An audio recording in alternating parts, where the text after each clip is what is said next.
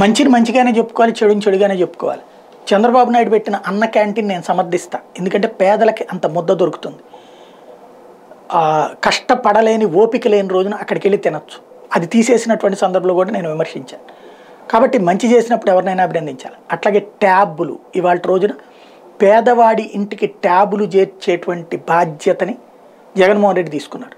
ట్యాబులు పెద్ద ఎత్తున పంపిణీ తన పుట్టినరోజు సందర్భంగా చేసుకొచ్చినటువంటి మెయిన్ కాన్సెప్ట్ ఏంటంటే స్కూళ్ళు అంటే ప్రభుత్వ పాఠశాలల విద్యా వ్యవస్థ అంటే అదొక 6వ ఏలు అంటారు. అంటే మనకు 5 ఏళ్లే ఉంటాయి. కొంతమందికి జెనెటికల్ ప్రాబ్లం వల్ల 6వ ఏలు వస్తుంది. అది దేనికైనా పనికి వస్తుందా? లేదు. శరీరంలో ఉండూకము అని ఒకటి ఉంటుంది, మనకి కుడివైపున బొడ్డు దగ్గర ఉంటుంది.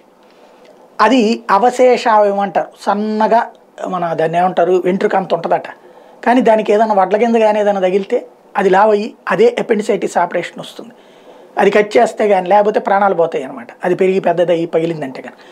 అట్లాంటి పరిస్థితుల్లో విద్యా వ్యవస్థను చేశారు. ప్రభుత్వ పాఠశాల విద్యా వ్యవస్థ అంటే గతి లేని వారి బ్రతుకులకి ఒక తాత్కాలిక శిబిరంలాగా చేసినటువంటి దశ నుండి స్కూళ్ళ బాగు, స్కూళ్ళన్నిట్లలో ఎలక్ట్రానిక్ మోడల్లో పాఠ్యాంశాలు ఇంకా జరుగుతున్నాయేమో, అదేదో జనవరి దాకా పడద్దని చెప్తున్నాడు ఆయనే, జగన్మోహన్ రెడ్డి గారు. కాబట్టి అదొకటి.